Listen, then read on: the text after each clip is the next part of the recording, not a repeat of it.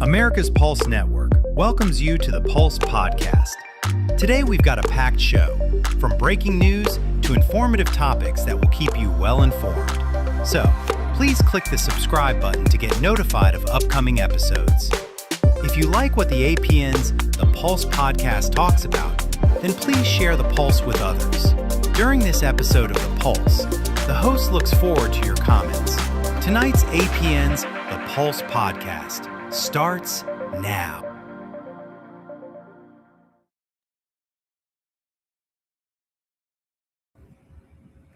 Hello, everyone, and welcome to another episode of the Pulse Podcast. I'm your moderator for tonight, Damon Galdo, and I'll introduce our guest. We have great guests, as always, that are coming on tonight. And first, I want to get to a short monologue. There's about the things we're going to talk about tonight, because there's a lot going on. I mean, not just nationally, but worldwide. So I would say tonight feels like it's standing on a knife's edge. I mean, you look overseas and the tension is rising fast. Iran, the Middle East, shipping lanes that control the flow of oil to the entire world, all spark away from sending shockwaves across the globe. And here's the reality: when conflict rises over there, you feel it over here. You feel it at the pump, the grocery store, your electric bill. So you feel it over here all the time. It depends, because it's a tighter world. It's a smaller world now, because everything is entwined economically. So when things happen over there, feel it over here. When things happen over here, they feel it over there. So because oil isn't just fuel, it's the backbone of everything.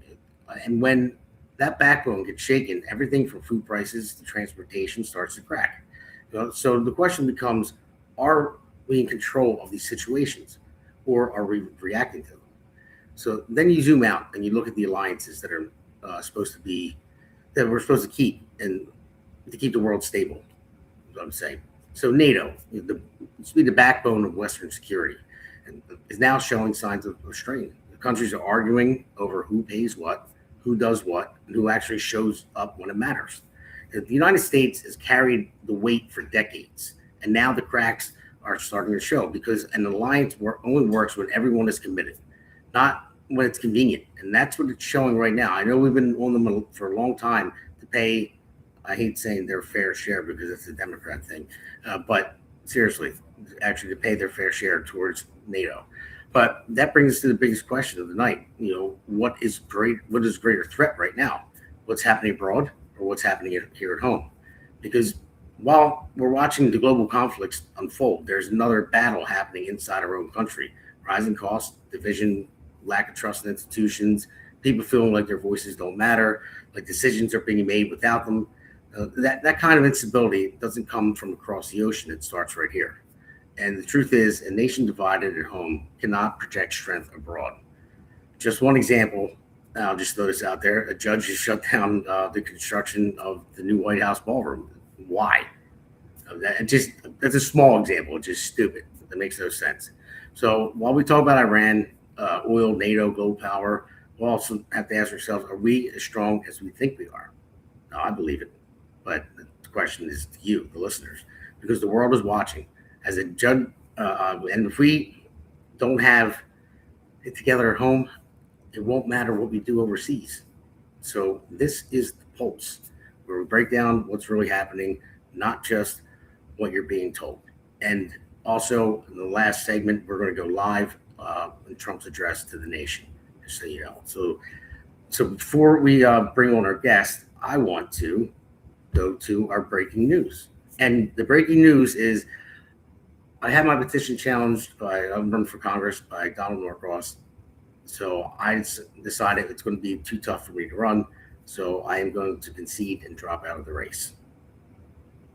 Now, that's April Fool's, because right there, I won. So up yours, Norcross. You're not getting me off the ballot.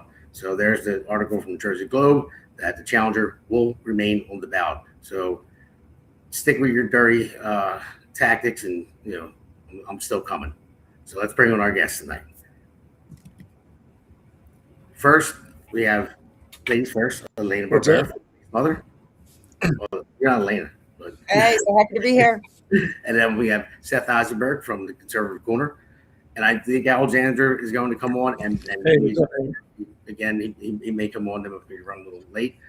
But so we'll go into the first segment here. Oh, there goes Justin. Justin Murphy. He's on. He made it. That's Justin Murphy, candidate for U.S. Senate in New Jersey. Oh, boy. How's everybody?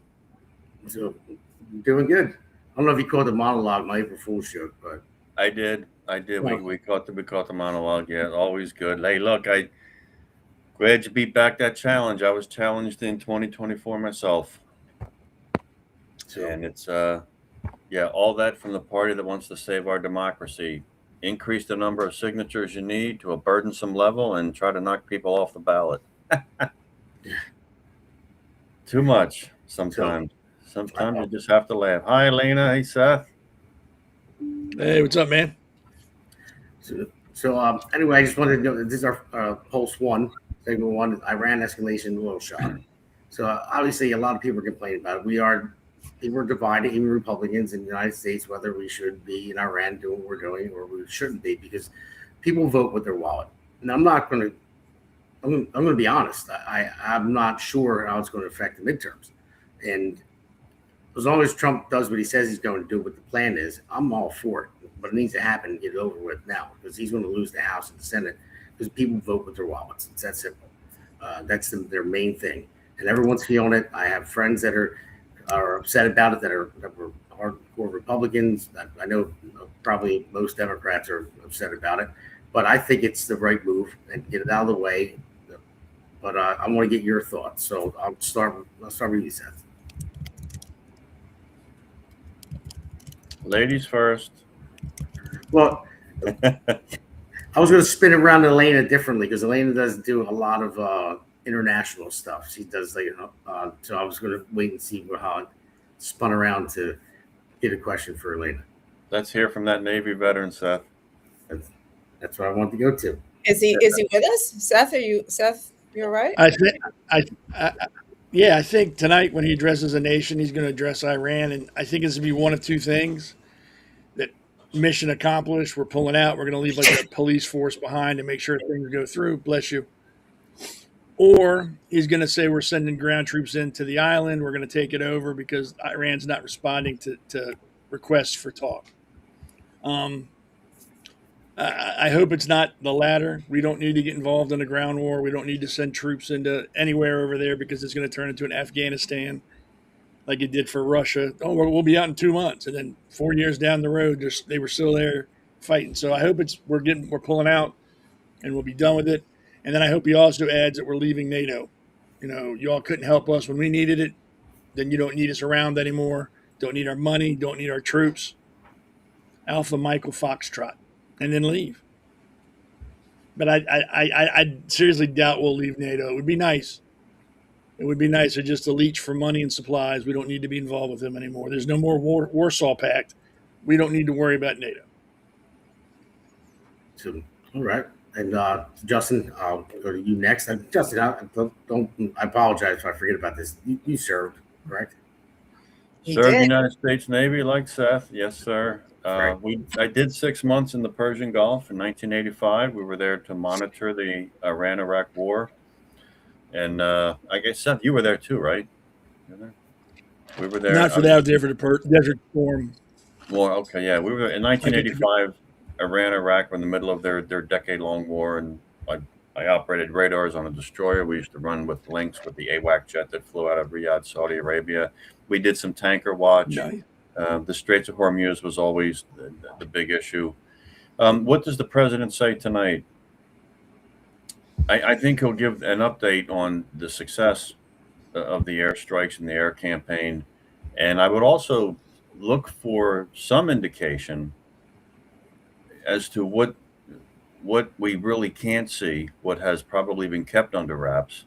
And the most important is what transition.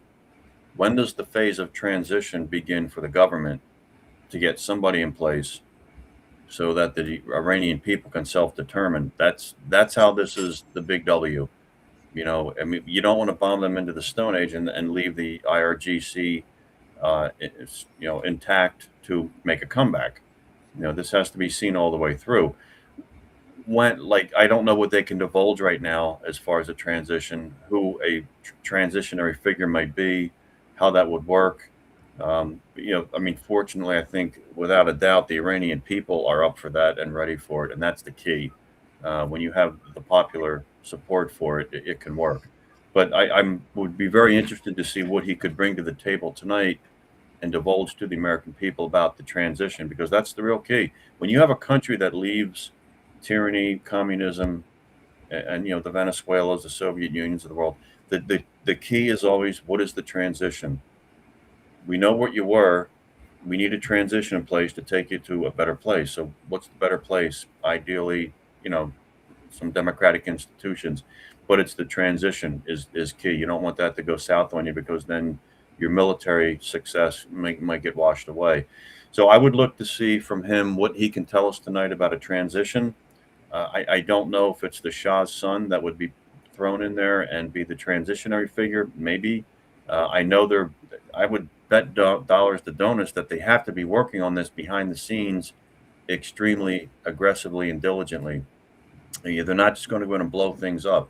They know that it's blow things up, degrade their ability to stay in power, project power, obtain nuclear weapons, ballistic missiles, fund their Houthis and the proxies, and destabilize the Middle East. But it's getting them out of power. And I think as long as the Iranian people are willing to step up and take those reins, we can have a good transition, and we'll actually see some really good news there. You want to calm that part of the world down, you've got to get rid of the mullahs out of Tehran. That's just, unfortunately, the troubling aspect of it, but that's the reality.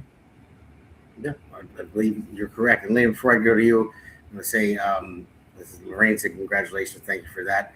And Donald W4 said, we got a full house tonight and one pretty face. So I know he's not talking about mine. So Talking about Seth. Yeah. I think you got us beat, Eleana. I think that title belongs to you. So, but and anybody, please like and subscribe, and you guys can comment. We'll pick up on it and put it across the screen. And also tell us where you're watching from. What state are you watching from? I'm just curious about that. So, Eleana, I'll go to you. I mean, your thoughts on all this. I mean, you're the base mother, and I know you care a lot about children, and I mean, even younger kids that are 18 and older. But how do you feel about boots on the ground? Like, I wasn't with that at all. If we were going to go on a bomb, I just not surgically knock out certain things. And now, I don't know if Trump's going to say we're putting more boots on the ground. I don't know what's going to happen. I don't know how I feel about that. It may be necessary, but I don't. Yeah. I mean, I don't think anybody ever feels good about boots on the ground. I mean, we don't want to put our people in danger. I mean, I think of, the people in my own family who may end up there. I think about all the mothers and fathers who are looking at their kids, and the wives and husbands who are afraid right now. Even for a good cause, when there are so many wars we have fought that have been wasteful, but some have really had righteous causes, and even then, this is a sad outcome for humanity, no matter how you look at it. That said, I'm looking forward to seeing what the president has to say today. And is it realistic that this is something that, like Seth was saying, that we can wrap up quickly and minimize the security risk to the United States? That also matters an awful lot. So I'm a little nervous about it, but I'm trusting that the people who know more about it right now are doing what's in our best interest. Of course, we've seen so much warmongering in our time, people just starting wars to make money, that we're all skeptical all the time now about everything. We're skeptical about all decisions, I'd say. But I'm not bothered by the extra dollar I'm paying for gas. I was bothered when Biden did it, though. I'll be honest about that. Biden had a $5 gallon of gas. We're still under $3. So yeah, right. And Biden was, he was throwing money away on absolute nonsense. This is a national security issue. that actually matters. So a little bit of pain doesn't feel as bad compared to, you know, some Green New Deal or whatever gobbledygook, you know, illegal alien expenditures and all the rest. So I'm all right. I'm just sitting back and watching though, because like you said, I'm no Middle East expert. And so maybe it's a little more blissful over here because I'm partially ignorant. All right. Well, no, that's fine. But no, I agree that that need to be done. I said Donald before, as a nation, I think Trump has really educated us. Yeah, he has. And Trump has been saying this since, I forget what year, it was 1988 or 86, when he was talking about Iran taking the oil. He said they've been such a burden on the United States. They're terrorists, you know, well, not the people themselves. And he reiterated that a few times. But the Ayatollahs and everything else and all, they're the number one sponsor of terrorism in the world. So yeah, something needs to happen, and he was the only one that had the guts to go and do what he's doing. I just hope. I remember. Well, I don't remember because I wasn't alive then, but I just know about the Bay of Pigs invasion that happened to Kennedy. You know, the generals told him, "Hey, we're going to go in there, we're going to take care of it, get it done," and it was an ultimate failure. But it doesn't look like it right now at all. It looks like we're kicking ass over there, and it looks like so. I'm very optimistic. I don't know. Like you said, there's things they don't know about. I don't know what their planning is. I'm not in that room and what they're doing, but I'm optimistic about it. I just hope that we get through it well. And can I just add one thing? And I think I'd say everyone on this podcast is in full support, no matter what, behind our armed forces. And these psychopaths on the left who are wishing harm on them, I don't even have words for. I really find it sickening in my core and so disturbing that we have countrymen that are wishing harm on our servicemen and women. That is the contemporary left-wing Democrat Party. Yeah.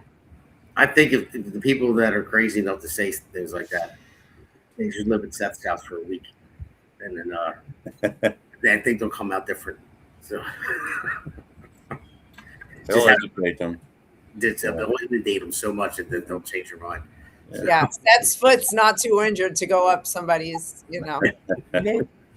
Damon, when you look at Iran, you know, and it's even you go back to Vietnam, Iran, Iraq, the engagement in Iraq and Afghanistan, and now Iran, the war will be, those conflicts, okay, they will be very distinctly known for their lines of delineation.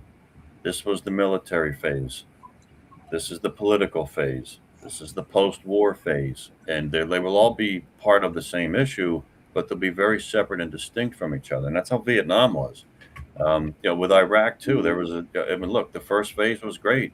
People were running around with American flags, running around the streets of Baghdad because we got rid of a guy that they wanted gone. And the same going to be with the Iranian people. Right. So it's the phases, the handling of it. You know, I mean, it's boots on the ground. We're not looking to go. I don't really think boots on the ground is an issue in Iran. Possibly, maybe one of the small islands by Lakar Island or Larak, I'm sorry, by the Straits of Hormuz is a big deal because they've been launching from there to harass shipping. They always have. You go further up the Gulf, you got Kharg Island for the oil. But when you look at this. You know, one thing Trump has to do, and, you know, this doesn't, I mean, domestically, it's a different pill to swallow for the American people, but he has to have that at least as a bluff. He's got to let the Iranians know he should not tell them what we're going to do or not do. He's going to tell them, here's all my options. And I have all my options, and I'll continue to move forces to the region. So I have all my options. And I think a lot of this is bluffing. He doesn't want to have a ground war. He really doesn't. He's looking for a way to get to that transition phase and get the Iranian people to self-determine. And I think that's where he may lead us tonight. But he's going to have to be very clear about that. And I'm not sure at this phase he can talk much about the transition yet. Yeah, I hear you. Well, one thing that Donald before just brought up, because I want to move this quickly and take a break after this. We go around the room real fast. The birthright is something you never realized was being abused until it became a public issue. Now, I didn't know it wasn't either. I didn't realize there were Chinese billionaires having anywhere from 100 to 50 babies, surrogates in the United States, having them born here, taking them back to China, raising them there, and then they can come back when they're grown and run for office and take over. I mean, Yep. we have so many. I'll give them that's a smart move on their part. It's very hard to destroy the United States from the outside. You got to do it from within. And a lot of people try to do that, but I'm glad it was caught. Trump was the first one to bring it up that I've ever heard of. So I think it's. I mean, he actually is it tomorrow? He's going to the Supreme Court. He's going there himself. It was today. Today it was okay. Yeah. So we'll see how they rule on that. But I don't know. Anybody want to mention anything about it before we take a break? Or I only got to listen to the first hour of the hearings, and they were really beating up on Trump's guy on his on his legal arguments, and all of them on all sides. I can't even say the left and the right. So I want to hear the other half and see how they treated them and their arguments before I make any predictions or any guesses. But I can say it is really terrifying how that birthright citizenship thing has become, that the surrogacy birth has become a political tool being used against us, and something has to stop it. And at the end of the day, the Constitution rules, and if it seems that it is constitutional to leave things the way they are, we're going to have to find another workaround for dealing with this problem. And that might just be closing the borders altogether, which I know has been suggested in this room before. All for that. All for that. This is such a slap in the face. The 13th and 14th and 15th Amendments, they're our country's Civil War amendments. We enshrined, that was a major step to our creed that all men are created equal in our Declaration. We fought a civil war. We put 350,000 Northerners in their grave to abolish the institution of slavery. Thank you, Republican Party and first Republican President Abraham Lincoln. That's those three amendments, okay, 13th, 14th, and 15th. Any intellectually honest purview of history would clearly show you that they had no one was thinking of illegal aliens in the future and birthright citizenship. It was for slaves and children of slaves and ending slavery and extending the right to vote to former slaves and due process. And I mean, this is insanity to think, but what's important about this is each justice's own personal methodology of constitutional interpretation. If you're an originalist or a textualist, this is easy. There's no birthright citizenship, period. It certainly was not the intent of the people who amended our Constitution with those amendments. They were not thinking in the future of, hey, someday in the future, there might be an issue with illegal aliens and birthright citizenship. No, they were worried about the country enshrining the end of slavery in our Constitution, our governing document, textually subject to the jurisdiction thereof. If you're an illegal alien, you're not subject to the jurisdiction of this country. We can impose our law on you. That doesn't mean you're subject to our jurisdiction. Okay, you're not a citizen. Okay, you weren't born here. You don't just show up. It's just, but the three justices, the three yo-yos on the left, you know how they're going to vote. The question is the other six. Is this a 5-4? Hopefully the bottom doesn't fall out. The methodology for interpretation, textualist or originalist, is critically important. It's the fact that this is even a Supreme Court case, I think it bodes not well for us. You just no other country on earth does this. If I go to Norway and I get I bring a girl with me over there and I get her pregnant, she's not Norwegian. You give a birth to that child, they're not Norwegian. What are the parents? Who are the parents? It's your child, and go back to your home country. This is a huge mess. And, you kind of don't know where some of the justices are going to go. You know where the three are going. Yeah, I know. Miura, the same typical suspect. You know where they're going. They simply, here's their rationale. Here's the way they construe the Constitution. Where's Donald Trump on the issue? Okay, we're antithetical. No legal rationale, just whatever Donald Trump wants, we want the opposite. And that's what basically how they rule and make decisions and think. But this, it's sad to even see this have to be a question. And, I don't know if legislatively you can pass a law, but if they're going to construe the Constitution as permitting this, you'd have trouble finding legislation because obviously a constitutional amendment trumps, no pun intended, a piece of federal legislation. So if it does go south and they come up with a ridiculous ruling, there have to be some real thought on how to stop the problem. But there should not, if it's 5-4, fine, but it needs to be interpreted a certain way. It's just not even, it's just, common sense. No other country does this. But that's not the argument. The argument is that it's about what is constitutional. Like we can argue all day long how we feel, what other countries do, what does the American Constitution say? That's the argument. And it is. It's a case of interpretation. Yeah. And it's a direct threat to our country. Yeah, I was going to say, I think it's just ridiculous that people in this country are fighting for people who don't belong here to stay here just because they have a kid here. That's ridiculous. If it's that important, you'd let them move in with you. There should be a national registry. People put their address on it and say, hey, if you're illegal, here are the addresses you can go to, and these people will support you. And ship them over there. I don't want that either. I want them to leave.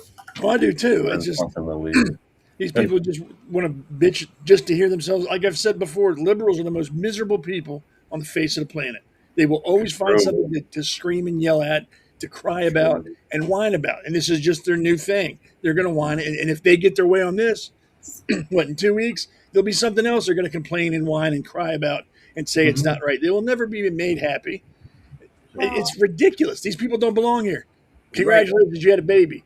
Get on the goddamn plane and go back to your third world shithole. It's leaving in 20 minutes. You better be on there. Yeah. The Supreme Court did make a rational ruling in an 8-1 decision just yesterday. You guys know about it, right? Colorado, yes. And except for Ketanji Brown Jackson, of course. Right. But to Justin's point that, we expect the liberals to always do the anti-Trump thing. They actually held up the Constitution yesterday. So they my worst. I was surprised that she ruled that way, but yeah, just a quick summary for the viewers so they don't know. So know what we're talking about. Colorado had a law from 2019 that said that therapists couldn't talk about biological reality with kids who thought they were trans. So you could only affirm the trans gobbledygook. You could not say, hey, you're actually a girl or a boy. And in the end, it rose all the way up to the Supreme Court. And in an 8-1 decision, the Supreme Court decided that that was a First Amendment free speech violation. And the therapist can now talk to kids and tell them the truth about trans ideology, if that's the path the therapist chooses. And that's going to affect 20 states and 100 localities. So thousands of children are going to be saved from trans indoctrination. Yeah, sure. All right. Well, First Amendment issue, I guess. Yeah. Well, listen, guys, we have to take a break because we've got like a half hour left till maybe the fourth segment comes on. Maybe Trump will be a little late, but thank you for throwing the curveball there. I appreciate it though because it was something important to be talked about. So let's take a quick break. 1, 2, 3. America's Pulse Network. The mainstream media is bought and paid for. The truth is twisted to fit their agenda. But America is waking up. Because podcasts are the future for trusted media. Welcome to the America's Pulse Network. It is a network built by patriots that upholds the Constitution. But America's Pulse Network stands for God, truth, and the America First movement. There is no corporate propaganda, no government spin, just real news, real talk, and real voices fighting for faith, freedom, and the future of this great nation with common sense. Here are some of America's Pulse Network podcasts. Alexandra Levine Live, hosted by Alexandra Levine. Jersey Shore Podcast, hosted by Damon Galdo. The Conservative Corner, hosted by Seth Eisenberg. The New Jersey State House Watch, hosted by Jack Brangan and Constance Detzel. APN's The Pulse is moderated by either Alexandra, Damon, Eleana, or Seth. Also tune into America's Pulse Network on the following social media platforms: X, Rumble, Truth Social, Parler, Facebook, YouTube, and Spotify. Join the revolution because the pulse of America beats for God and country. America's Pulse Network is for faith, family, freedom, and truth. Hello, everyone. Welcome back to the Pulse. We have Seth Eisenberg, Eleana Barbera, and Justin Murphy on here. Justin is running for U.S. Senate in New Jersey. I'm currently running for Congress in New Jersey as well, CD1. So now this Pulse 2, NATO tensions, allies or not. Now, we did touch on this a little bit in the first segment, but so I just want to go, like, what are your thoughts, Seth? I'll go to you again first on this one. Like, what are your thoughts on NATO? Like, we've been wait, hold on. You got the hammers here. Well, what are your thoughts? I mean, like I said before, we've been funding NATO more than any other country, and I get it. We're the most powerful country in the world, most richest country in the world, but we're not that rich anymore. We're $38 trillion in debt right now, and I don't know. What do you think about NATO? You mentioned something earlier about it. Do you think we should disband NATO, get out of it, or? I don't think there's a need for it anymore. I mean, it seems that all the NATO countries want to be NATO when they need something. But if it's not them, they don't care, that it's not that important to be in NATO. I mean, like when World War II, after World War II, we did it because Russia made the Warsaw Pact with all their countries, so we had to counter it with NATO. There's no need anymore. There's no more Russia. There's no more Soviet bloc. There's nothing. The only thing we have to worry about is the Middle East. And apparently NATO doesn't care about the Middle East because it's not affecting them yet. So we had to do it all on our own. So why do we need to pay to be in a club that doesn't help us when we need them? What's the purpose? Why are we going to fund them? And when we need them, they go, oh, well, you know what? You can't use my country for your planes. We're not going to get involved in them. That's awesome. Don't call on us for anything ever again because we're pulling out. Enjoy it. And I guarantee if we do it in 6-7 months, you're going to be whining and crying. Well, now we can't afford to do that. That's a you problem, not a me problem. You didn't help us when we needed it. We're not going to help you when you need it. We're not a part of your club anymore. And then I think Donald said that Trump said, when you buy oil, you got to buy it from us, or you can buy it from Iran. But we're not going to give you any more discounts because we're not NATO anymore. You didn't want to help us. So we're not going to try to help you anymore. AMF. We don't need to be involved anymore. It's a one-way street, and we're paying to pave that street. We need to get out. All right, Justin, I'll go to you next in order. What do you think about the European countries? Are we allies with them anymore? And this should have been a question for Seth. Like, when did they stop making men? Because you look at France and the European countries.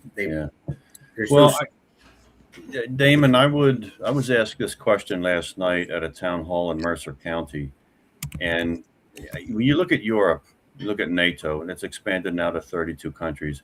There's a pretty clear distinction between Western Europe and Eastern Europe.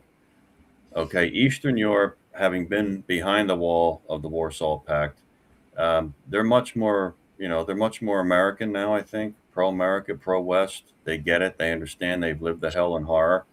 The issues arise from those Western European countries that generally have been our allies for time immemorial.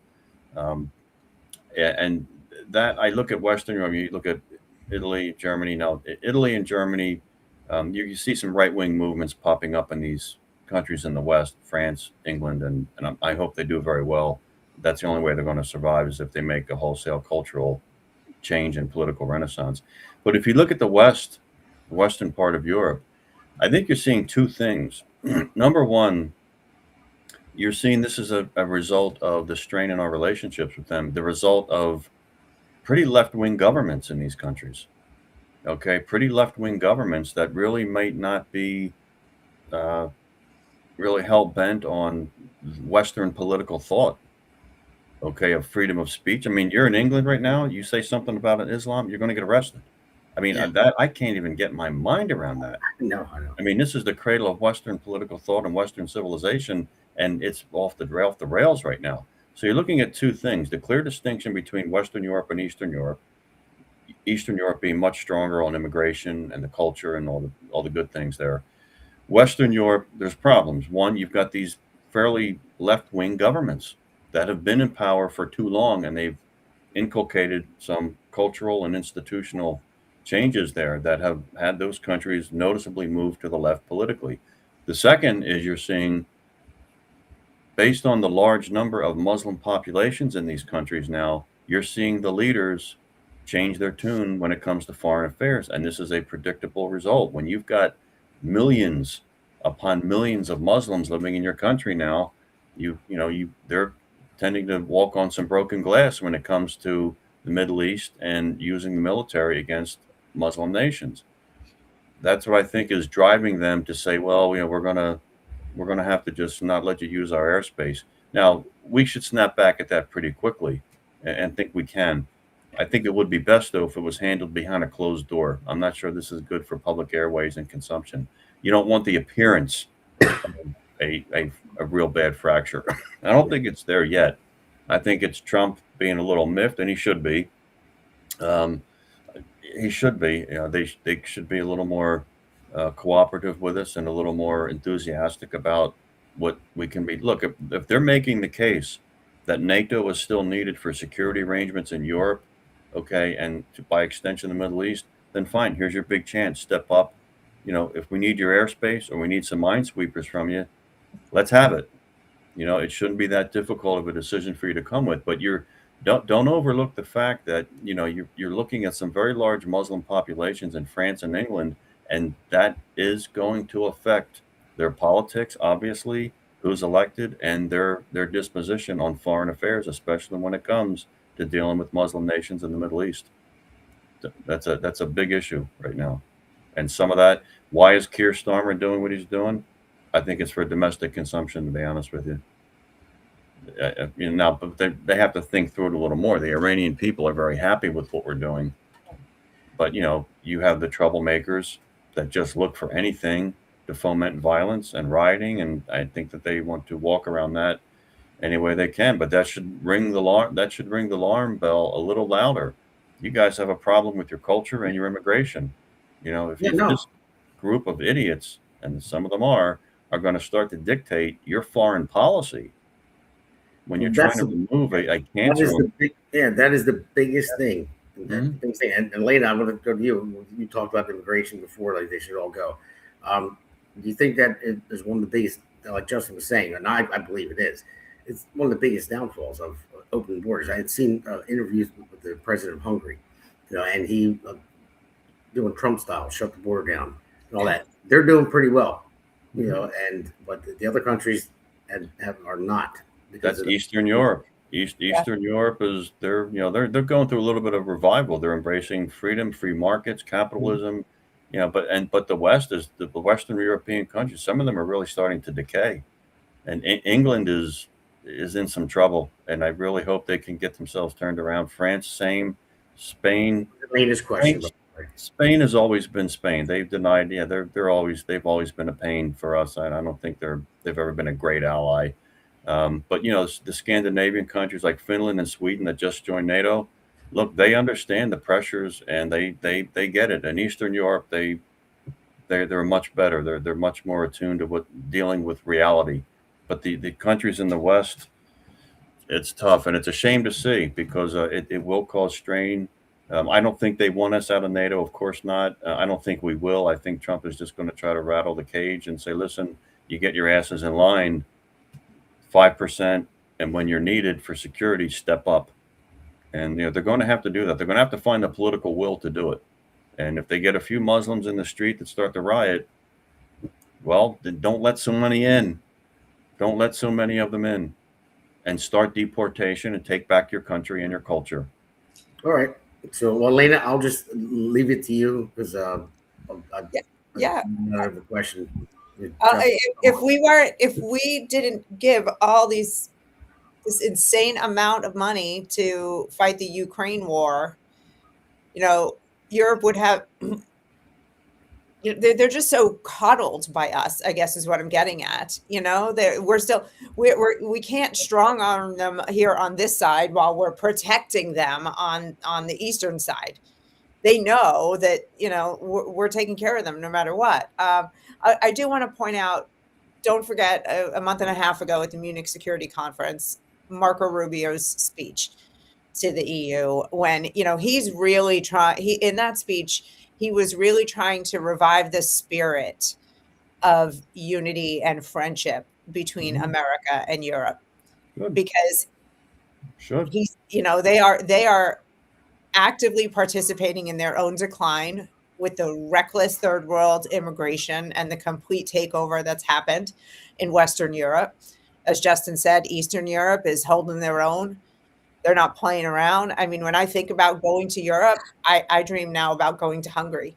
That was never on my, on my list really. But now I want to go there because it's Go to Poland. Go to Poland. Strong Catholic countries where they're preserving their culture. I want to go there to see the culture. I don't want to go there and feel like I'm in the middle of New York, or Dearborn, Michigan. I want to go to Hungary and see Hungarians, and you're not seeing that if you go to London anymore. So unless they do grab their, really let the conservative parties take back over again and straighten these countries out, I don't see them being long-term allies for us. So that's where the NATO thing really gets precarious, because not only are they not being allies now, they're headed down a really dangerous path. Yeah, they are. I hear you. So I agree. I just want to say that everything American 1776 is go to the text. I'm here, Damon. So I'm not exactly what that is, but I might know who it is. But anyway, thanks for joining in. Appreciate it. So let everyone know where you're from, everybody who is commenting on here. We'd like to know what state you're living in, because when we do the polls, it's important to know what states we're reaching. And this reaches everywhere. This reaches worldwide. So if you don't even live in this country, we'd like to hear what you think as well. But we got 8:41. This next segment, we got some clips to play. So I want to get through them because I don't know if Trump's going to be on time at 9 or it'll be late. But after this segment, we'll just go into the Trump address segment, and we'll just talk about it until he pops on. So let's take a quick break. Welcome to America's Pulse Network. This is APN's very own White House correspondent, Alexandra Levine. This is so amazing and miraculous. We've never had a president in the history of our nation doing this. And we hope to God that he continues doing this forever and ever. Thank you. God bless you, everybody. And God bless President Trump. And God bless you. Hello, everyone. This is Alexandra Levine with the America's Pulse Network. I am the White House correspondent right here in the heart of D.C. as President Trump is celebrating 250 years of America and the military. Subscribe and follow America's Pulse Network on the above social medias.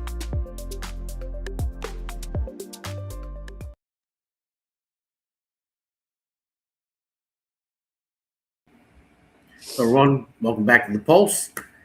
This is the Pulse segment number 3, bigger threat, home or abroad. Now, I have a couple clips to play first. And the reason why I'm going to put it this way, I just want to show something we talked about before. When people were protesting the streets and they were waving other countries' flags and looting and rioting and all that, this was something a little bit different because I think it was Justin made a comment earlier that most Iranians are happy that the U.S. is doing this. So let's roll the first clip.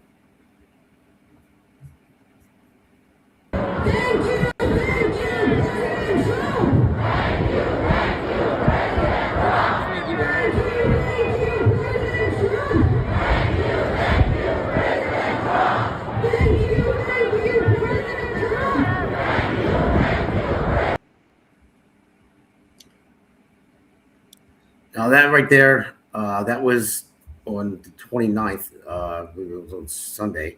It was in D.C. I believe that one was. I know there's another one. Next one definitely was. I was looking at it because they had a No Kings protest on Saturday the 28th. That was all over the place and it was ridiculous. Again, we'll see some of that in the upcoming clips. I was actually going to go to it in Camden. I had it all set up. I had a group going with me. I actually had Democrats that invited me to go against Norcross because Norcross calls them no kings, and I'm like, well, you know what? The president has term limits. You don't even in office for 12 years so far. You can keep going. You can be like a Biden forever. So who's the real king when the president only has to serve 8 years total? So I was going to go, but then I got the news that my petition was being challenged, and then we were going to go for it. That's so cancel it. Other people went. They handed my flyers, which is great. But and thank you everyone that did that for me. But But yeah, it's ridiculous. So Elena, what do you think about that there was a lot of Iranians there and they were thanking President Trump? And you'll see when I roll the next clip, I'll go to the next person. You'll see something that I'm okay with if it's this way. So what do you think about all the people that were there? Like, thank you, President Trump. Like people actually thanking the U.S. president that are citizens here. They're Iranian, but they are citizens here. Yeah, well, I think it's a short answer that it speaks volumes about the positive impacts that this is having on the Iranian people. And yes, not all the Iranian people are going to be hurt. It's a war. But they've been waiting for 40, 50 years now since since 79, was it? For somebody to come and save them and rescue them from this regime and allow people to just live in some semblance of freedom again that they used to enjoy. And many of them are old enough to remember what their country was like. It's beautiful. And, there are people on the left or who are against this will say that that's an AI generated video or it's propaganda. But, they're so out of touch. They also think men can get pregnant. I'm very happy. All right, as a male, you can't get pregnant. Yeah. Well, so I was going to go with you with this one, Seth, because we talked about it before, but you'll know what it is. But I'm saving a special clip for you next. So we're going to roll the next clip, and I'll go with you, Justin, with this one.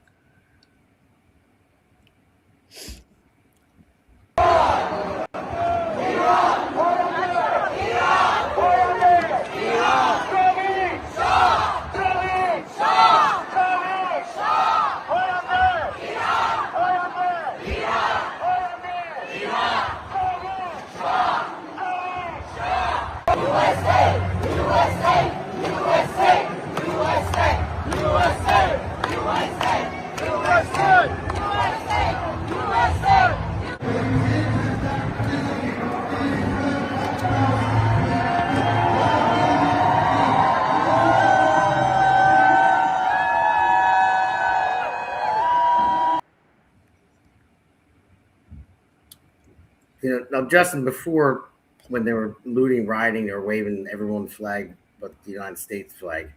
That bothered me. That bothered a lot of us. We talked about it a lot. And then they're going to loot and riot and tear down stuff, burn cars, let them on fire. Now, that is something I am okay with. Everyone that lives in the United States, either they are or their ancestors are from a different country. Now, like my dad has an American flag on the flagpole, and underneath he has an Italian flag, but he's America first.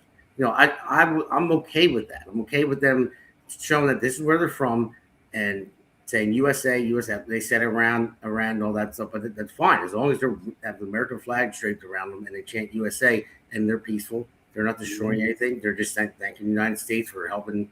Maybe they have a family over there that are under thumb of the Ayatollah. They were lucky enough to get out. I work with a guy who's from Iran, and he's an inspector, and he is like so happy that this is happening because his sister still lives over there. I mean, understandable. He's worried about her because anything can happen, but he thinks it's a good thing, and he's an American first guy, and he's born in Iran, and he moved to this country about 25 years ago. So. No, it's good to see that. It's good to see people carrying our flag and celebrating our country, not rioting, looting, burning, destroying, spitting on it, burning Trump in effigy and attacking people. And it's just good to see that. Look, it's right now the Iranian people, okay, the most important public opinion poll is in Iran right now, okay, not America yet. Do the Iranian people support this? Because if they do, and they do, they're going to be willing to do what needs to be done for that transition. They're looking forward to it. They want to make it work, and it's important because you got the will of the people with you, and it's hard to lose like that. It's hard for things to go south when you have the will of the people. And it's funny when you look at the people in our country who are protesting the war. It's your typical paid, organized, planned, trained, and funded Neville Singham, Soros, left-wing dark money idiots. Okay. Usual suspects. And then you look at the people from Iran or have relatives in Iran are out there cheering and supporting what this president is doing. What does it? Do you need to know anymore? Like, what else do you need to know about? Here's the left again. Will always have some cause that they're disgruntled. And Seth, you said it earlier. At their core, they're miserable people. I've never met a happy leftist person in my life. I had never have met a happy liberal. They're miserable, and they're not miserable and keep to themselves. They've been told it's better to be miserable and try to make everybody else around them miserable. It's envy. It's envy. Thomas Sowell once said envy was a sin. It was one of the 7 deadly sins before it was recast as equity or social justice. And if you look at the two groups of people, like here's the left wanting people to take to the streets to declare Trump a warmonger, and here are people who actually have knowledge and a stake and family members there, and they're out there cheering and supporting what this president is doing. People from Iran. It's just comical. The left is there. Do they really lack self-awareness to the degree that they can't see what flaming freaking idiots they are? I mean, do they lack self-awareness to that degree, or are they sociopathological where they do know, but they just don't care? They're so miserable and they just want rioting, looting, burning, destroying, hate, anger, consternation, violence, militancy, incivility, myopia. I mean, you name it. It just, they are a real cancer. And the left is. It's as much of a cancer as the mullahs have been in Tehran. So the world is broken down to a line now. I think good versus evil, right versus wrong, and the other superficial aspects are just that. But it's good to see people out taken to the street. It's good to see that we've got people over there in harm's way. They need to know their support for what they're doing. There's support for it. The American people support our military. Are they nervous when you talk about boots on the ground? Yes. Nobody wants an extended land war, and President Trump does not want that. I'm convinced of it. But he wants that tool as a chip to bluff and say, I will put boots on the ground. Okay. Joe Biden would stand up and say, oh, we're never going to do that. Well, now your enemy knows you've just announced your position and your policy strategy to your enemy. Bad idea. Joe Biden, we are running low on ammunition. Yeah. Tell everybody that, I have these 11 things that I said to Putin right here when I had the meeting, things that he can't touch that'll hurt our infrastructure. I couldn't outside of that, go ahead. That was brutal. What did you just say? Liberalism is a mental illness. It's a mental illness. I'm going to show you right now. They just deny reality. They don't like reality. They say, well, I want it to be a different way. Well, look, sometimes reality rules. You have to be realistic. Well, I'm about to show you this one right now. Actually, our great producer, if we can, let's do the still picture, the Facebook pic of Mr. Norcross first, because I want to say this is who he is with. If we can put that one up first. So, this is Donald Norcross. He's right there on 1, 2, 3, third one from left. Right, I'm sorry. Apologize. And I don't know if it's flipped around on your guys' screen that you're looking at, so I'm not sure. But, so he's there at the No Kings protest in Camden. There he is. He's in the bottom middle square. He's the one on the right there. He's the one in the middle and the left square. He's the one standing alone in the left. No. So, whatever. So it is what it is. But that was him. So, and he's talking about his founding fathers 250 years ago, to free our nation from tyranny. I mean, seriously, tyranny. I mean, he's had Camden on lockdown forever. I mean, his family's been indicted 3 times. I mean, I mean, seriously. I mean, enough. But Seth, I'm going to roll this clip, and this is for you. I'm going to let you take it right after this clip. Something Justin just pointed out. I'm going to let you handle this one. No King's Day! No freaking Kings! No Kings in the USA! No King's Day! Woo! Yeah! No King's Day! What are we gonna do to the king? We're gonna shut him down. How are we gonna shut him down? Impeachment. If there's impeachment, that means there's a Congress and Donald Trump can't be a king. Right. Right. Why is Donald Trump a king? Because he's nuts. He smells funny. For real? Is that a question? Because he has repeatedly overused his He's trying to abuse this world and try to make this place all about him. Why are you asking me this? You know the answer. What's the answer? You know it. What is it? You know the answer. So many people showed up. Imagine if they showed up like this for Kamala. People showed up for Kamala. Did that go the way you thought it was going to go? Nope. What is one action that Donald Trump took that is impossible to do under the Constitution, but he did it anyway? I can't name specific laws. I'm sorry. So, Seth, before you go, I'm just going to remind you of Comedy show. Smells Like Cat Urine, Stale Doritos, and Shane. That's from one of your podcasts. You could smell it through the screen. It just wafted. That and stupidity. It all kind of mingled together. It's like a dirty diaper in middle August. Those people are idiots. I mean, they're idiots. No kings, no kings. You know, number one, we already have a holiday for that. It's Independence Day, July 4th. We've already handled that. Number two, the man has terms, limits. He can only serve 2 terms. So he can't be a king because a king just rules until they die. Number three, like the one guy said, there's a Congress so they can hold him accountable. These people are morons. And that's why they get together in groups so they all can feed off of each other's stupidity and keep going. It's like when you go to a club and when they don't have those anymore, white people would line dance. They line dance together so they all look equally as bad and nobody stood out.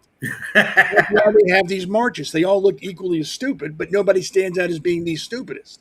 They just feed off each other. They don't know what they're talking about. The guy, well, what laws has he broken? Well, I can't name them now. That's because, you idiot, he hasn't broken any. Because if he had, trust and believe, you'd have a list. You'd pull right in and go, look, let's start at number 1. He's done this, this, this, and this. They can't because he hasn't. But they're too stupid to realize that because, again, they're surrounded by idiots and they're feeding off each other.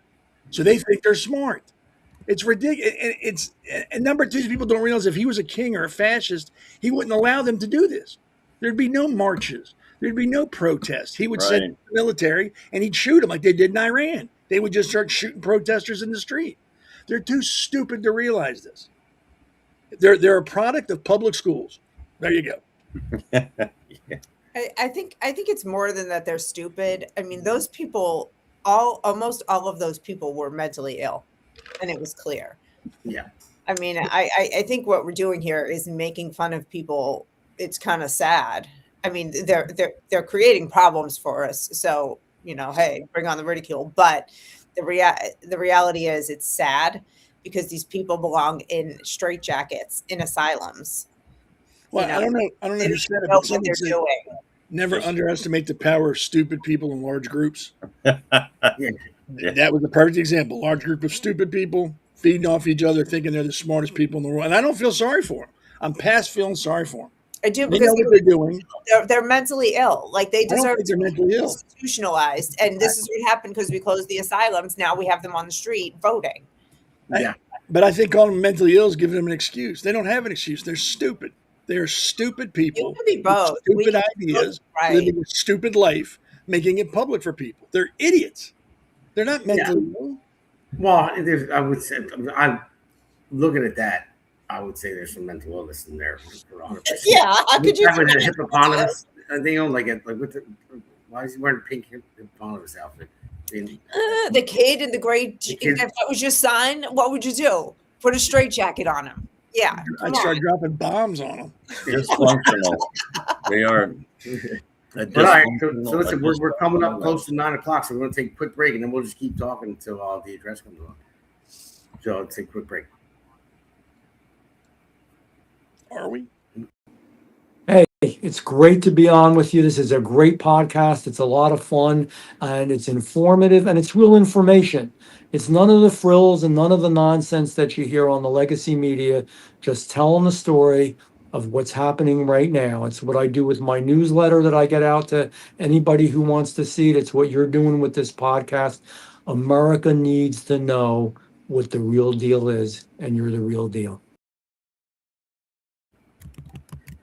You know, that was only like 2 months ago, and my face was even fatter then. I don't know why. I mean, it's still a little bit. I was out in the cold. I was snowplowing all night, and I had to come home to get Jeff on to give me a 32-minute interview. So I ran home, took all my clothes off, threw some towel on as fast as I could, sat down, did the interview, then ran back out, got the snowplow truck, and then we had those storms. But That was a great interview with Jeff. He was awesome. He's good. He's a really good guy.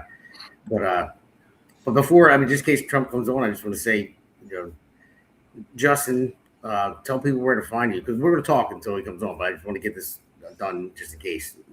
Yeah, no, thank you. Our campaign is we're making a full steam ahead sprint to the June 2nd primary. I need to thank Eleana for going out of her way to coordinate and organize some signature gathering for us. Because of many people like you, we somehow dropped over 3,000 signatures into file. I didn't think we'd make that far, but we did. Damon, I know you made it, and we're welcomed with a challenge from Donald Norcross, who just told us how much he wanted to save America's democracy, but he would go to any length to knock you off the ballot. It's ridiculous. Jersey Justin, number 4. Jersey Justin, number 4. Senate.org is my website. There's ways you can get to our X account, Instagram, YouTube channel, donate, read my Senate pledge for the June 2nd primary. Jersey Justin, number 4, Senate.org. We hope to see you there. If you are available, Saturday night, April 18th, we're renting a beautiful farm in Pemberton, Burlington County, and we're going to have a big dessert fest from 7 to 9. All the key lime pie, cheesecake, and Justin Murphy for Senate. You can stand. Nice. All right. So sounds good. So for myself, everyone knows where to find me on social media when they watch this podcast, so I don't have to rattle off all that. But the most important one is votedamongaldo.com. You go to votedamongaldo.com, you'll see my platform, what I'm about. And I'm going up against Juggernaut in Donald Norcross. He's got $2.3 million. I got $2.3. So I'm close. I'm joking. I got people are donating, but for everyone out there that has been, I really appreciate it. I don't have a fundraiser scheduled just yet. We're just talking about today, landing in place for next month. But yeah. Oh, and then I just got apparel. So Damon got it for Congress. Built by working hands. That's right. So, and you can go on my website and you can buy shirts, hoodies, and hats are coming soon. So it took a while to put it all together. And it's got the Jersey Shore podcast on there too. I had to throw that on there. So, but other than that, guys, so what do you think Trump's going to be talking about tonight? Well, Iran. He's going to try to sell us. He's going to try to put a positive spin on it. I think the left wing media is doing a good job of making it seem like, oh, gas prices and everything. So I think this is more of a PR move than anything else. You have to. It's authoritative to address the country from the Oval Office. It's what we want presidents to do in times of crisis. And look, it's a chance for him to speak directly to the American people without the idiots on the left distorting, twisting, and lying about everything. So it'll be beneficial. He'll convey the success of it. And the plan is, people want to know a little more about this transition, because that's going to, again, the phase. When does the military phase stop? When does the transition begin? And at what point do we say we accomplished what we wanted as far as move? Because there is, the regime change aspect of this is always going to be a question that people say, well, are we there to change? Is there regime change? And he's been very clear about what the objectives are. Now, from that, I don't think we could really dance around.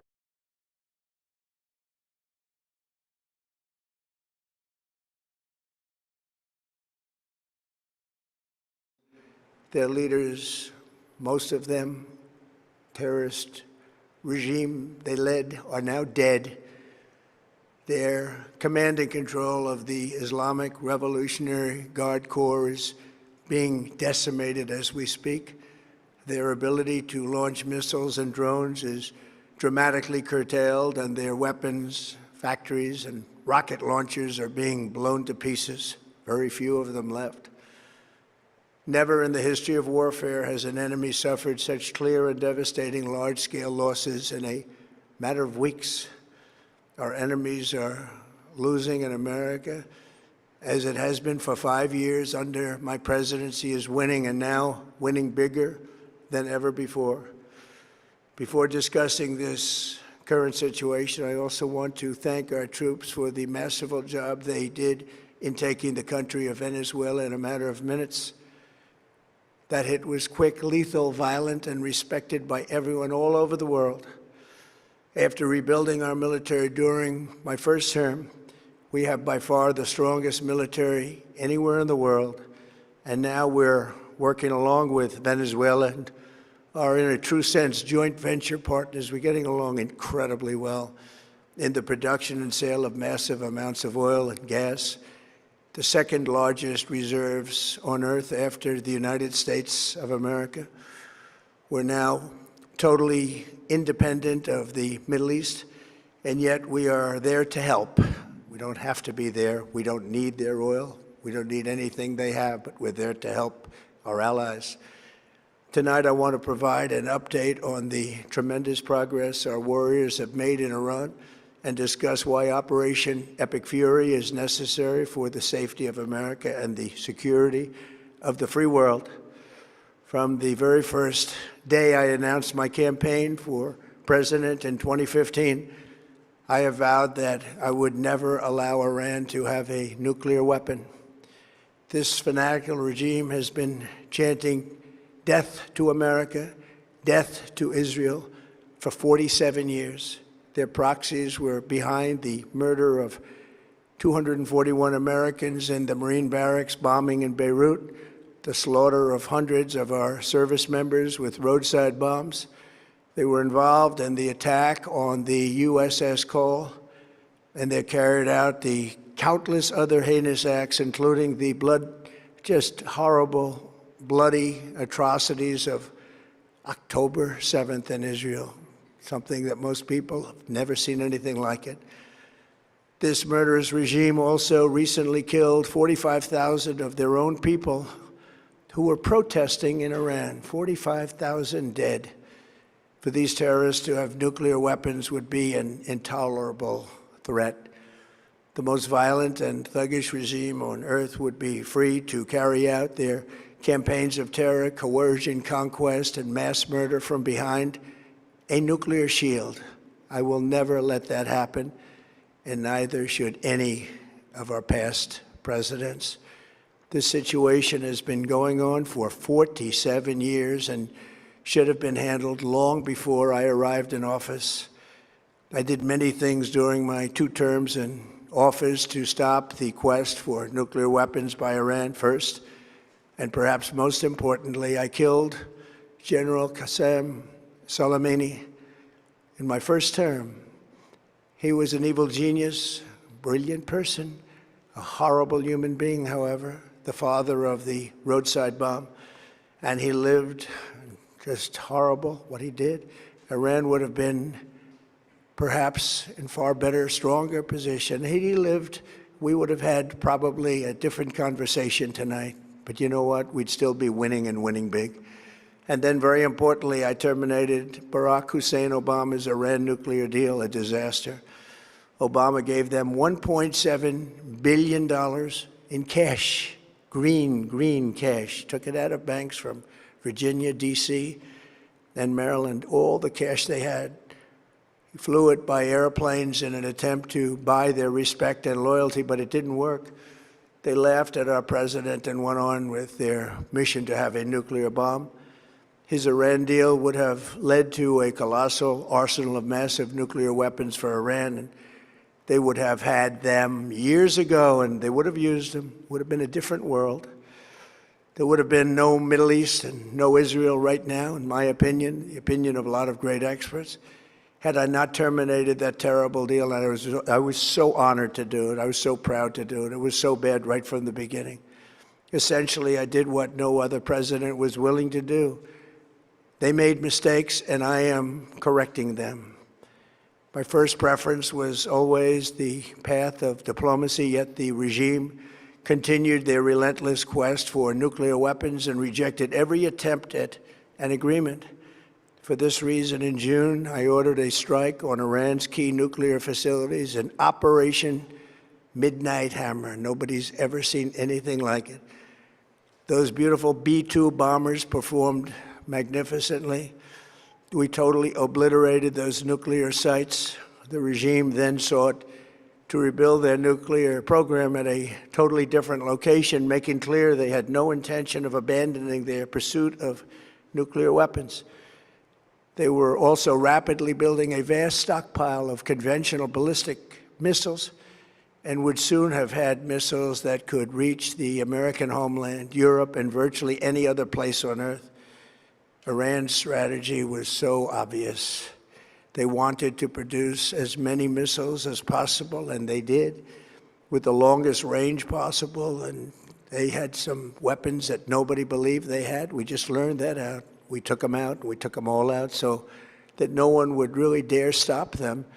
And their race for a nuclear bomb, a nuclear weapon like nobody's ever seen before.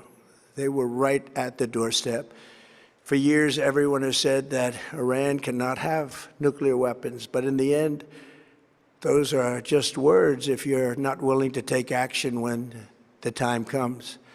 As I stated in my announcement of Operation Epic Fury, our objectives are very simple and clear. We are systematically dismantling the regime's ability to threaten America or project power outside of their borders. That means eliminating Iran's Navy, which is now absolutely destroyed, hurting their Air Force and their missile program at levels never seen before, and annihilating their defense industrial base. We've done all of it. Their Navy is gone, their Air Force is gone, their missiles are just about used up or beaten.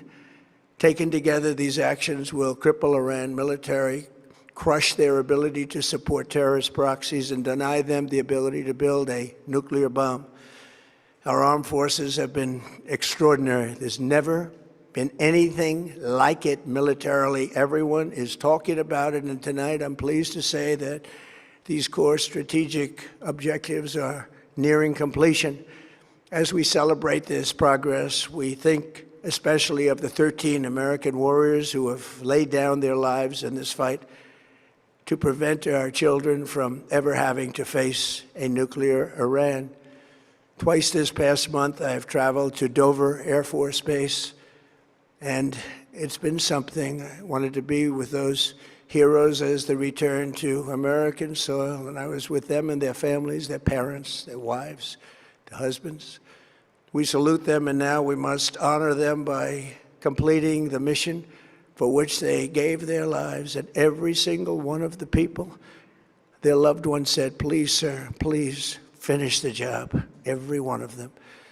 And we are going to finish the job, and we're going to finish it very fast. We're getting very close. I want to thank our allies in the Middle East, Israel, Saudi Arabia, Qatar, the UAE, Kuwait, and Bahrain. They've been great, and we will not let them get hurt or fail in any way, shape, or form. Many Americans have been concerned to see the recent rise in gasoline prices here at home. This short-term increase has been entirely the result of the Iranian regime launching deranged terror attacks against commercial oil tankers in neighboring countries that have nothing to do with the conflict. This is yet more proof that Iran can never be trusted with nuclear weapons. They will use them, and they will use them quickly. It would lead to decades of extortion, economic pain, and instability worse than we can ever imagine. The United States has never been better prepared economically to confront this threat. You all know that. We built the strongest economy in history. We're going through it right now, the strongest in history. In 1 year, we've taken a dead and crippled country. I hate to say that, but we were a dead and crippled country after the last administration and made it the hottest country anywhere in the world by far, with no inflation, record-setting investments coming into the United States, over $18 trillion, and the highest stock market ever, with 53 all-time record highs in just 1 year. It all positioned us to get rid of a cancer that has long simmered. It's known as the nuclear Iran, and they didn't know what was coming. They've never imagined it. Remember, because of our Drill Baby Drill program, America has plenty of gas. We have so much gas. Under my leadership, we are #1 producer of oil and gas on the planet, without even discussing the millions of barrels that we're getting from Venezuela. Because of the Trump administration's policies, we produce more oil and gas than Saudi Arabia and Russia combined. Think of that, Saudi Arabia and Russia combined, and that number will soon be substantially higher than that. There's no country like us anywhere in the world, and we're in great shape for the future. The United States imports almost no oil through the Hormuz Strait and won't be taking any in the future. We don't need it. We haven't needed it, and we don't need it. We've beaten and completely decimated Iran. They are decimated, both militarily and economically and in every other way. And the countries of the world that do receive oil through the Hormuz Strait must take care of that passage. They must cherish it. They must grab it and cherish it. They can do it easily. We will be helpful, but they should take the lead in protecting the oil that they so desperately depend on. So to those countries that can't get fuel, many of which refuse to get involved in the decapitation of Iran, we had to do it ourselves. I have a suggestion. Number one, buy oil from the United States of America. We have plenty. We have so much. And number two, build up some delayed courage. Should have done it before. Should have done it with us, as we asked. Go to the strait and just take it, protect it, use it for yourselves. Iran has been essentially decimated. The hard part is done, so it should be easy. And in any event, when this conflict is over, the strait will open up naturally. It'll just open up naturally. They're going to want to be able to sell oil because that's all they have to try and rebuild. It will resume the flowing, and the gas prices will rapidly come back down. Stock prices will rapidly go back up. They haven't come down very much, frankly. They came down a little bit, but they've had some very good days over the last couple of days. We've done actually much better than I thought, but we had to take that little journey to Iran to get rid of this horrible threat. With our historic tax cuts, where people are just now talking about receiving larger refunds than they ever thought possible, they are getting so much more money than they thought. That's from the great big beautiful bill. Our economy is strong and improving by the day, and it will soon be roaring back like never before. It will top the levels that it was a month ago. I've made clear from the beginning of Operation Epic Fury that we will continue until our objectives are fully achieved. Thanks to the progress we've made, I can say tonight that we are on track to complete all of America's military objectives shortly, very shortly. We're going to hit them extremely hard over the next 2 to 3 weeks. We're going to bring them back to the Stone Ages where they belong. In the meantime, discussions are ongoing. Regime change was not our goal. We never said regime change, but regime change has occurred because of all of their original leaders' death. They're all dead. The new group is less radical and much more reasonable. Yet if during this period of time no deal is made, we have our eyes on key targets. If there is no deal, we are going to hit each and every one of their electric generating plants very hard and probably simultaneously. We have not hit their oil, even though that's the easiest target of all, because it would not give them even a small chance of survival or rebuilding. But we could hit it, and it would be gone, and there's not a thing they could do about it. They have no anti-aircraft equipment. Their radar is 100% annihilated. We are unstoppable as a military force. The nuclear sites that we obliterated with the B-2 bombers have been hit so hard that it would take months to get near the nuclear dust, and we have it under intense satellite surveillance and control. If we see them make a move, even a move for it, we'll hit them with missiles very hard again. We have all the cards, they have none. It's very important that we keep this conflict in perspective. American involvement in World War I lasted 1 year, 7 months, and 5 days. World War II lasted for 3 years, 8 months, and 25 days. The Korean War lasted for 3 years, 1 month, and 2 days. The Vietnam War lasted for 19 years, 5 months, and 29 days. Iraq went on for 8 years, 8 months, and 28 days. We are in this military operation, so powerful, so brilliant, against one of the most powerful countries for 32 days, and the country has been eviscerated and essentially is really no longer a threat. They were the bully of the Middle East, but they're the bully no longer. This is a true investment in your children and your grandchildren's future. The whole world is watching, and they can't leave the power, strength, and brilliance. They just can't believe what they're seeing. They leave it to your imagination, but they can't believe what they're seeing, the brilliance of the United States military. Tonight, every American can look forward to a day when we are finally free from the wickedness of Iranian aggression and the specter of nuclear blackmail. Because of the actions we have taken, we are on the cusp of ending Iran's sinister threat to America and the world. And I'll tell you, the world is watching. And when we do, when it's all over, the United States will be safer, stronger, more prosperous, and greater than it has ever been before. May God bless the men and women of the United States Armed Forces, and may God bless the United States of America. Thank you very much, and good night.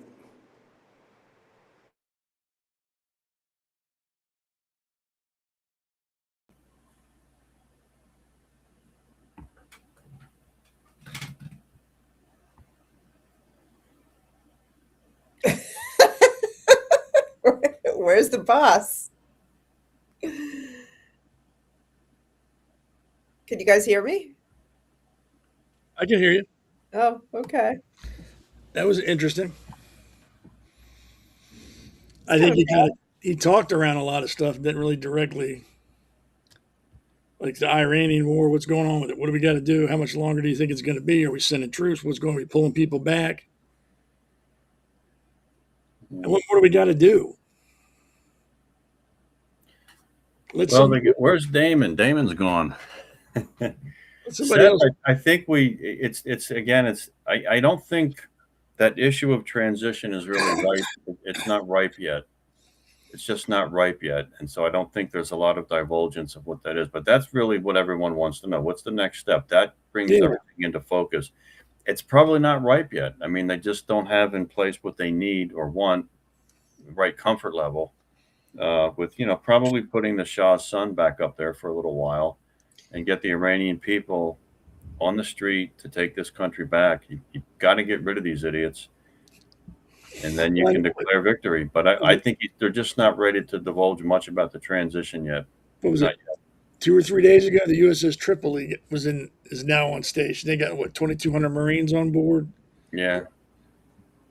Huh. See, that should tell people too. Like, I know you know this, being in the Navy and maybe an amphib guy, but you're not going to invade Iran with a couple thousand Marines. If we got 500,000 troops over there like we had with Gulf War I, I'd say, wow, something really brewing here. But I think that speaks volumes too, and people have to realize that. The Marines are going over. Yeah, there's a couple thousand of them. They're going over there for probably some limited surgical things.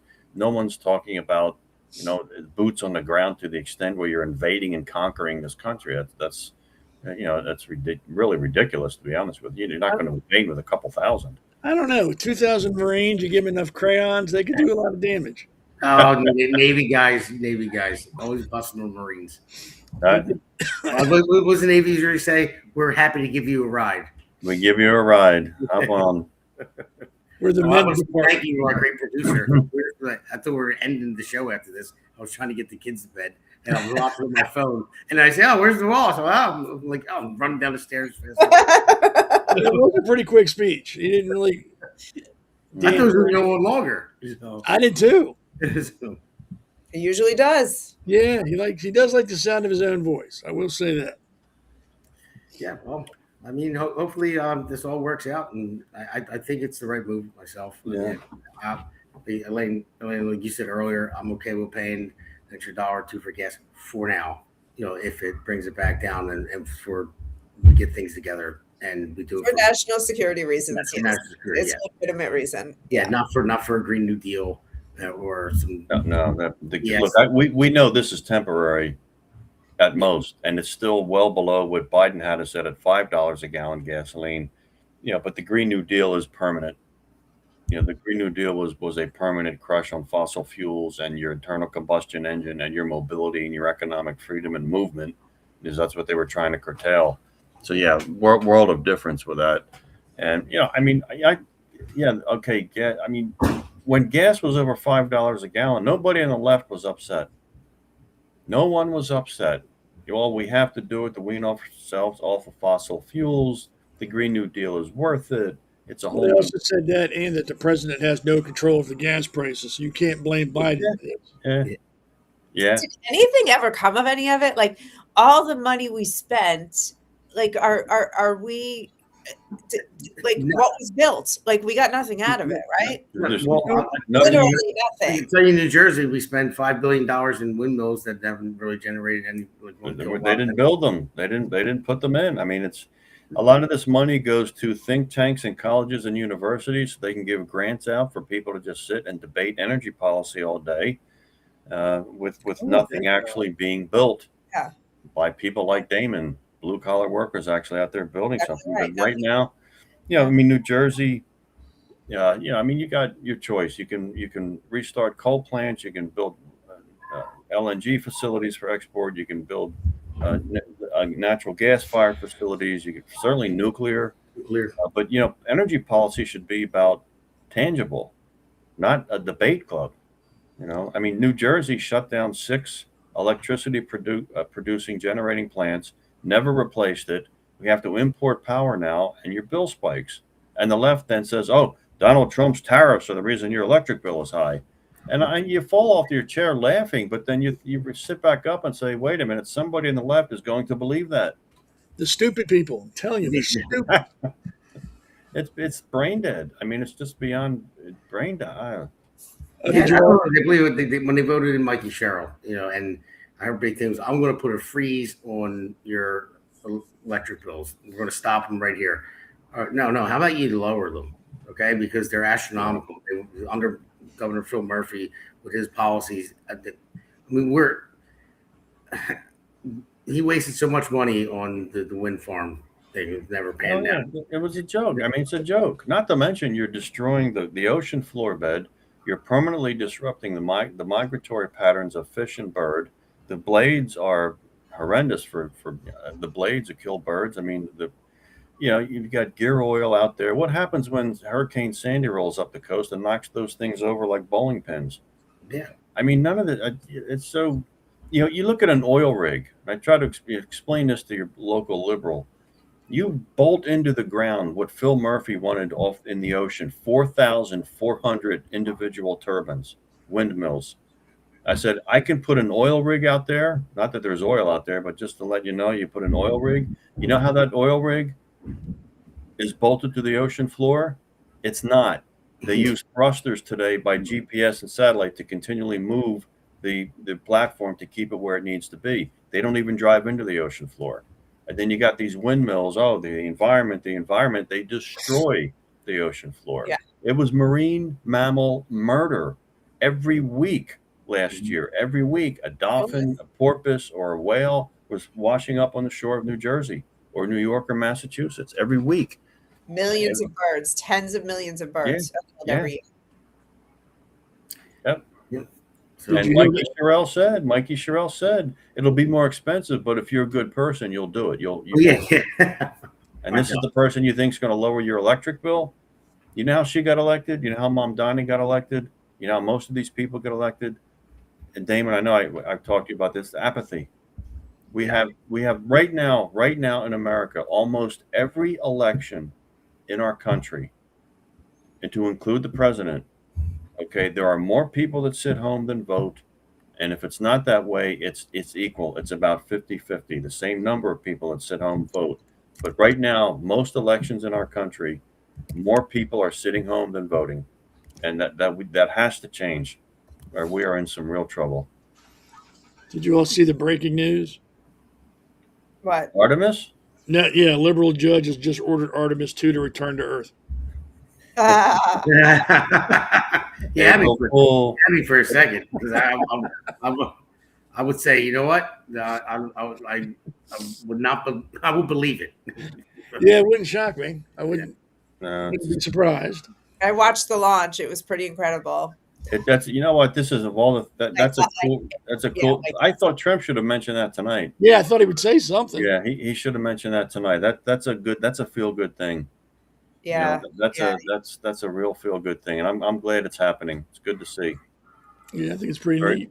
Very good. Now they're going to the moon to orbit the moon. Right? There's no landing, right? They're not landing. They're just going to go around it and come home. Couple loops around the Earth first to make sure everything's cool, and then I guess they slingshot. Yep. Out to the moon and back. I have no desire to be an astronaut. No. I had the lunch pail when I was a kid in Catholic school. I like that. That's the extent of it. Well, I wouldn't mind going up there as long as I'm not driving. No, I want no part of that. And there's 4 of them, and they're in a space for 10 or 14 days. I forget. It's the size of 2 minivans. And they're in this tight space for all that time. And one guy has never been to space before. And I'm like, what if he bugs out? Double wide minivan with him. Yeah, what if he? No, thank you. Well, I'll tell you what. He's going to have to come to the conclusion fast that it doesn't matter. He's not getting home till that thing comes back. There's no rest stop up there. Suck it up, Buttercup. Yeah, I hope there's tranquilizer darts in case that happens. I don't. Yeah. Well, listen, I'm sure Katy Perry and the rest that went up there that got more coverage than this launch. Yeah. I mean, that was what was it? She flew up there. What? She just hit space, turn around, and come home. Is that? Elon Musk. It was huge on the news. It got more coverage than this. That was what Jeff Bezos, right? He did that. Was it? Yeah, I think it was Bezos. That was so. Why did you bring that up? That made me so sick. Every way she was in space, looking at herself in the camera, like, oh God, just insufferable. Insufferable. All right. Well, she's now she can say she's flown to space, an astronaut. Look, maybe someday it'll be like air travel in and out of space. Will. You know, someday you never know. So, quick show of hands. How many people here believe in extraterrestrial life? I'm like 50% there, so I'm not raising it all the way. I'm like 50%.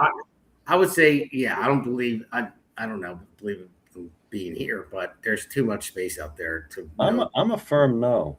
I'm a firm no. But what I do believe in is spiritual. I think there's a spirit world out there. After we leave the life, we go to heaven. I'm Catholic, so I believe in all that. But it also depends on what you mean by life. I'm thinking like germs or not a. I think that could be possible in a lot of planets. But do you mean like life, like an alien? Take me to your leader.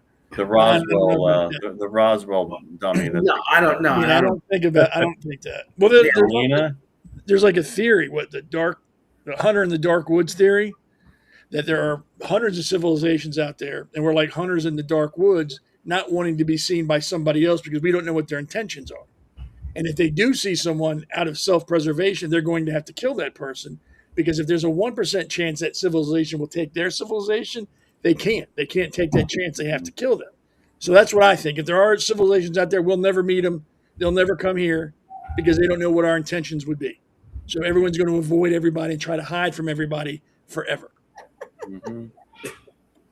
Could be. I think when people see you, I believe in UFOs, but I believe they're super secret, advanced military technology that very, very few people know about. I mean, think about it in the 1980s. If you saw at night a B-2 bomber, what does it look like? It's a wing, right? It looks like this really weird shaped thing with lights. You'd be freaking out, but we know what it is now. It's a B-2 bomber. It's an F-117 stealth fighter. You know, we knew all that. It was a flying wing is what it was. I mean, I love being in space. I think it's good for the country. It's good for the world. Yeah, we should do that. If you want to pay off the national debt without inflicting pain on anyone, snag one of the asteroids flying around. They got more minerals, gold, and everything on there that it's worth. If we could get it and harness it, Elon Musk is trying to. I think I heard him speak before that. Try to land some type of mining thing on one of these comets to do the mining and send it back to Earth. There's an untold trillions amount of dollars in rare earth in asteroids. which Well, cool. Well, actually, they said that asteroid that blew up over Ohio last week, that there are parts, if you can find a piece, it's worth millions. I bet. Yeah, I bet. Doesn't have to be big. Basketball size will be worth millions. I bet. And that's they say that those asteroids are full of rare earth metals, minerals, gold, diamonds, and I'm like, that's, you want to pay off the national debt, snag a few of them, bring it back to Earth safely, and create all kinds of wealth. So what are we doing here? They wouldn't do that with it. They wouldn't pay off the debt and create wealth for the American people. They wouldn't do Depends. that. I mean, if liberals got it, they'd waste it and spend it because it's financially. Yeah, it's an interest. I mean, I'm sure we don't even have the technology. We could probably land something on an asteroid, but how would you actually begin mining the apparatus and then launch off of it to return it back to Earth? You just need Bruce Willis. Yeah, that's right. The Armageddon. But it's good to see Artemis, and I'm glad we're doing this. I think it's a good thing for the country. Yeah, I think so too. Well, okay, everyone. I went a little long, and thanks DW, our producer, Elder Damon, this man behind the curtain, for producing and not telling me we're coming back on. I appreciate that. So What did he leave? That's I sent him an email, told him I was here. So, and everyone else that joined in, we really appreciate it. All the comments, excuse me, that you guys made. We appreciate you guys tuning in and getting involved in the podcast. We love it. So just make sure you guys like and subscribe. And so you know, you can go to our AmericasPulseNetwork.com website now, and you can watch the shows on that as well. So we got that up and running. And we're hoping too. I know our producer has got something where we want to have call-ins soon. And one guy was on there, page 1776. He's like, "I'm the guy you're doing the side job on the floors." So, but he was showing me some stuff. He has a podcast as well, and he was showing me some cool stuff that he has. But everyone, thank you very much for coming on. I appreciate it. So thank you much. Guys. All right, signing off. Thank you. All right. America's Pulse Network thanks you for watching tonight's episode of the Pulse Podcast. See you at the next packed episode that will take you from breaking news to informative topics. So please click on the subscribe button to get notified for upcoming episodes. If you liked what the Pulse covered, then share the Pulse Podcast with others. APN's The Pulse hosts look forward to seeing you